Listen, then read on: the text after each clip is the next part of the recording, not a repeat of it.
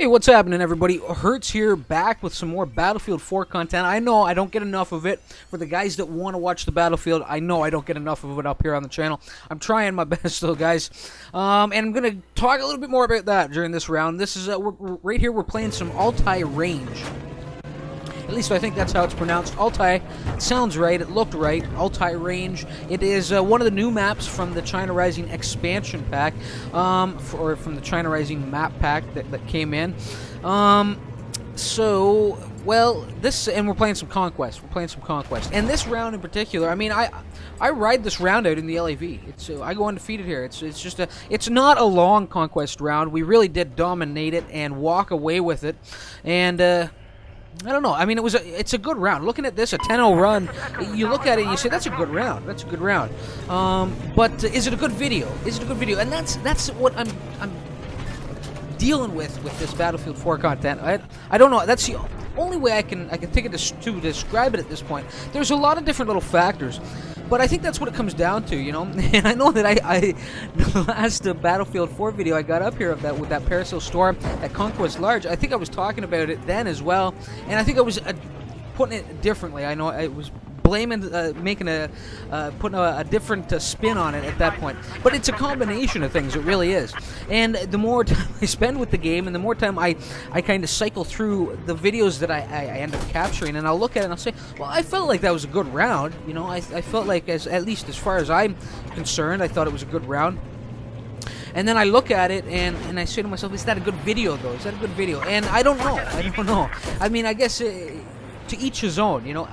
I don't think that this is a great video, no, but it was a great round for me, a pretty solid round. When you go 10-0 and you ride it out in a vehicle, I mean, and when you're dealing with opposition along the way too, you know, it's not like I had a cakewalk with this in this LAV here.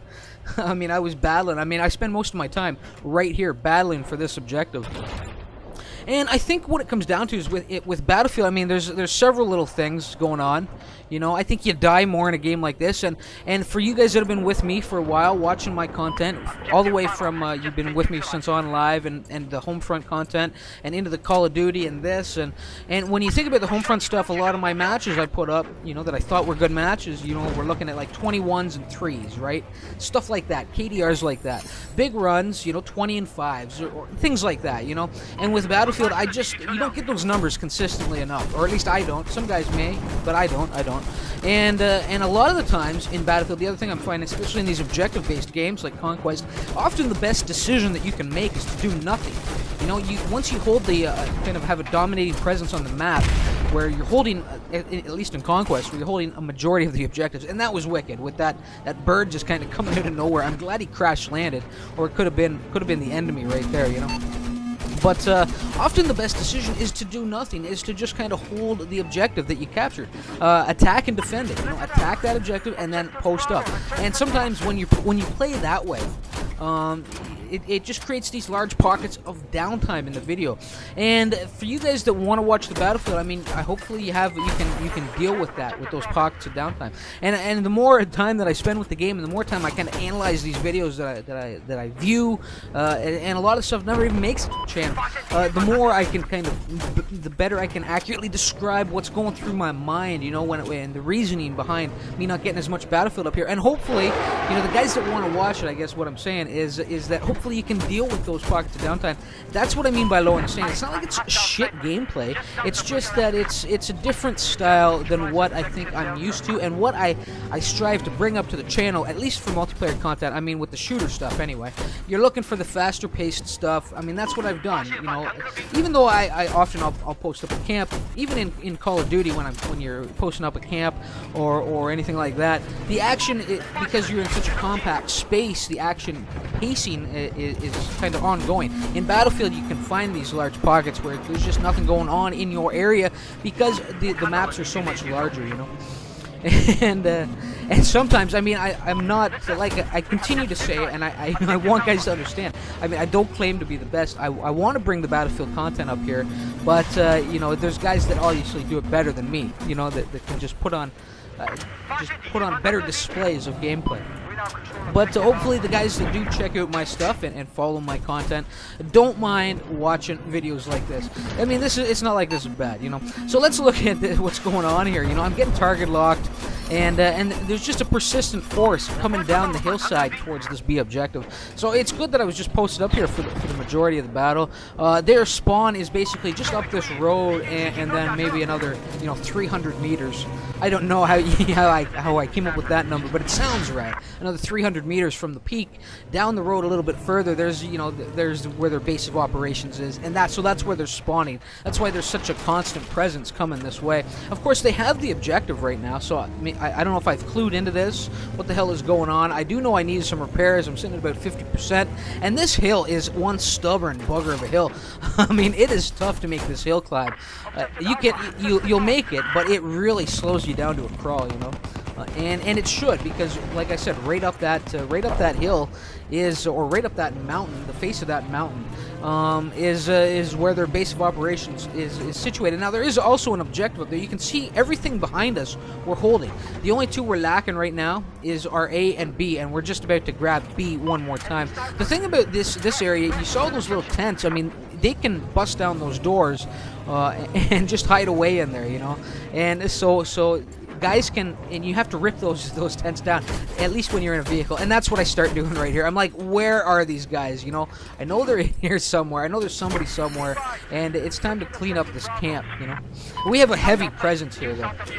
And you can always tell when you're holding, I think, you know, these are just little things I've noticed. I hope I'm not talking to my ass when I say this, but let's say you have like 5 guys on a on an objective, and they have like 3 guys that are hidden away somewhere, and so you'll be capturing the objective because you have the majority of bodies on there, right?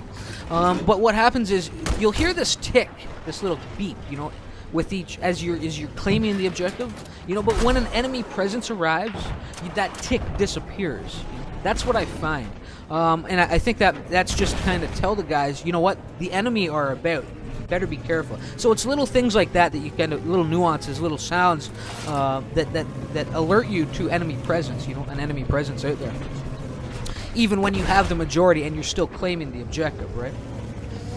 So guys, hopefully you're still watching at this point. I mean, it's been a pretty good run. I do make this hill climb. The match doesn't go on for too much longer. There are a few more battles that play out at near the peak of this ridge as we push for this final objective to try and just dominate the map completely, right? I thought because this map was a little bit short and really there was limited action. I mean, I don't know, maybe I'm still trying to compensate. I still look at this, and despite it being a good round, I'm still looking at it and saying, what should I put this up on the channel? You know, even right now as I'm putting this commentary on here. So I'm tacking a little bit extra onto the end of this video. So hopefully for the guys that know how I do my videos and maybe don't watch that last, you know, minute and a half, 2 minutes when I'm just kind of running my mouth, you know, and there's no action playing out, the video's over. Stick around, because I did mention in that Conquest Large, that Parasail Storm Conquest Large video that I last released for the Battlefield 4 content, I did mention it in an obliteration round, an hour and 7 minutes, and I asked you guys, I put it out there, I said, if you guys want to watch something like that, I'll try and tack a comm on there. It was a big old fail at the end of an hour and 7 minutes, but it was a pretty intense game for the most part. I think I ended it like 60 and 48 or something. I don't know what it was. Maybe not 60 and 38, 60 and 42. I can't remember exactly what it was, but there was a lot of killing and there was a lot of dying going on, and I asked you guys if you wanted to watch something like that. Nobody said anything in the comments, so I'll take that as a big no, and we'll throw that in the trash. And if I ever put up an hour and 7 minute long multiplayer match of Battlefield 4 content, I will ensure that it's a win at the end of it. You know what I'm saying? Good. So hopefully that's going to come up, or that's not going to come up. But what I am going to do is I'm going to tack on to the end of this one little heli run that I went on right near the end of the game at about the hour mark. My entire squad packed in there, and I had been talking about, if you guys followed that last video or watched the last Battlefield, you'll know what I'm talking about, if you remember it anyway. And I said that there was just like missile lock after missile lock after missile lock coming in, and my God, we get beaten down by, I swear, it's like a dozen stingers, and I've tacked that little, you know, 4 minute clip of action on the tail end of this video, you know, and I'll throw a comma on that as well. I just wanted to liven this up a little bit. I mean, there really wasn't much going on. It was just me running around in this LAV, really just working this one objective, and now I'm forced back down here again as it's being neutralized by the enemy. But it's too little, too late, you know. Looking at the numbers, 326 to 2027 at this point, and they're ticking down quickly, you know, because we're holding just so many objectives out there. We're even holding A now, which is just beautiful, just beautiful. And I don't know what the other team. I mean, that's the other thing that happens with this game is often if you lose your grip on the map, on your side of the map in this game for these objective or for these conquest rounds, things can go really, you know, things can go south really quickly. Things can go bad really quickly for your team, you know. And that's just what happened here, as we're just about done. We're just about to put them out of their misery, and I don't even think. Look at how slow this LAV is rolling out, even on the road, even on this kind of evened out, smoothed out road. It's still a stubborn ass hill, and I can't get up there. And this right here, what we're looking at right here, well, this is where the TDM aspect of the game takes place. I have like a 19 and 11 in TDM that I have saved away on this map. I'm toying with the idea of putting it up here, but even 19 and 11, I'm looking at that and I'm thinking, is that any good, you know? And it's just, I have to get myself into the right mindset for releasing videos on Battlefield. And it's not about necessarily lowering my standards. It's simply a matter of being, you know, realistically looking at the game and saying, well, you know, you can't carry the same standard that I necessarily would with a Call of Duty or a Homefront, right? It's just a different game, and I love the game, but I went into it and I knew it wasn't YouTube friendly, at least how I like to do the videos. But anyway, there it is, sitting second on the team, a dominating performance. Enough said. 10-0. Well, we'll say the 10-0, and then it's enough said, and we'll move on, and hopefully let's get this booted up. Here we go. This is near the tail end of an obliteration round on Hainan Resort, and this was like, I think it was like a 48-man room, at least a 48-man room, because it was such an intense battle. So we're at about the hour mark, and I'm just typing in here. Remember, guys, run backwards with it. They've detonated 2 of our bomb locations, and we've detonated 1, and at an hour, I really was just trying to rally the team. And you can see I've got most of my squad in here. By the end of it, the entire squad will be in here. You can see the bomb's been dropped here, or they're holding it, but I come in for this little land job, trying to let the team, you know, bail out of there. I'm hoping that they will. And they don't. Well, Born to Pay Bills stuck in. The other guy, I think, bailed out. And I'm forced to retreat one more time. You know, that ECM jammer, I've queued it up, you know, because I keep getting locked. And you can see it's helping. You know, the smoke screen behind me, the missile just kind of goes awry, right? Now, we're holding the bomb. But holding the bomb and actually getting it across the map is another story. You know, they're 2 completely different things. So anyway, you can see the repairs coming in. If you're wondering about the health of the chopper, just look at the bottom right-hand corner of the screen. You'll see it. It's that 100 bar. You know, the 100 bar above the 2 right now. So I'm going to the heat seekers here, trying to take down this bird. And the locks are coming in. You know, the locks are coming in, and I have a tendency to, and this is just from spending so much time in the scout helicopter on Homefront. You know, I have a tendency to want to dip in low when I'm getting locked or when I'm taking fire like that, and I don't recommend doing that or doing it too severely in the little birds in Battlefield, because what happens is you get those critical hits, and then if you go in too low, you're going to continue to lose that altitude, and you're going to bottom out, and you're going to crash land, and then that's the end of your flight altogether. So you have to kind of balance it. You want to dive in low and you know, bob and weave a little bit, but don't drop, you know, below too low of an altitude, you know, or you're putting yourself in serious danger when you're getting locked like this. And look at this crap. I mean, it's just one lock after another, and finally the ECM jammer's ready. I get in here, I do a little bit of damage up here on this rooftop. You can see both wings came down on the resort. So it's just this little strip up here, and they're packed up here thick, you know. And just look at the landscape over there in the distance. All the craters, all the charred land, all the trees are down. There was just massive battles that were playing out over there as we tried to run the bomb back and forth, you know. And so finally I break free of there. And the worst thing is between these locks, I mean, the lock comes in, and then I take a critical, you know, for a second. So I'm just kind of stuck there in a dead hover, you know. The engineers heal me up, and I get going, and I only get like a couple of seconds of maneuverability between each smash, each critical hit, to try and keep myself moving in some sensible fashion, you know, and try to keep the squad alive. The squad is packed thick in here right now, and look at it. I mean, it's just one after another. It just keeps coming in, and I'm cursing them right now. I'm like, if I ever find you, suckers, it's like when, you know, well, if for some of you, when you have kids and you like, they're making a bunch of noise in the back of the car, and you just turn around and don't make me turn this car around, you know, or for some of you, when you're the kids making a bunch of noise in the car, and your parents do that to you, you know what I mean? That's what it was like for me. I was like, oh my god, when I find you, it was like, don't make me pull this chopper over. And finally, we get over here to this rooftop, and I knew that they were here. It was just a matter of getting turned around because I kept getting stuck in those stalled out hovers, you know.